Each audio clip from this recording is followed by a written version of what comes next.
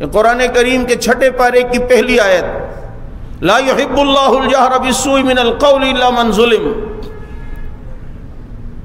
کہ حضرت صدیق اکبر رضی اللہ تعالیٰ عنہ تو کوئی شخص جملے کہہ رہا تھا، یہ خاموشی سے سنتے جا رہے تھے، وہ کہتا جا رہا تھا، خاموشی سے سنتے جا رہے تھے، آخر اس نے کوئی زیادہ ہی سخت جملہ کہا تو ابوبکر صدیق نے اسے جواب دے دیا۔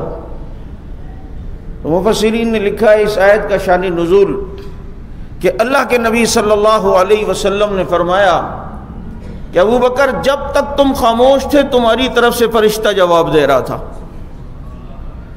اب جب تم نے بیچ میں بولا تو اب اس فرشتے نے جواب دینا چھوڑ دیا۔ اس پر قرآن کریم کی آیت ہے کہ جس پر ظلم ہو تو وہ بول سکتا ہے، وہ اس بات کا اظہار کر سکتا ہے۔ اس آیت کا شان نزول کا سبب بھی بنا ہے تو ابوبکر صدیق۔ پھر اس سے یہ بھی پتہ چلا کہ آدمی اگر خود کسی سے بدلے کی نہ ٹھانے نہ تو اللہ خود اس کے لیے انتظام کرتا ہے۔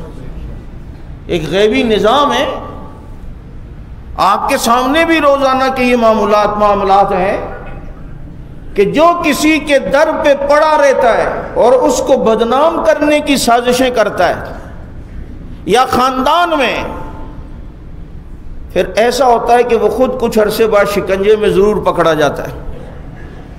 جب تک بندہ جواب نہ دے تو فرشتہ اس کی طرف سے مقابلہ کر رہا ہوتا ہے۔ اس آیت کے شان نزول کا سبب بھی بنا تو کون؟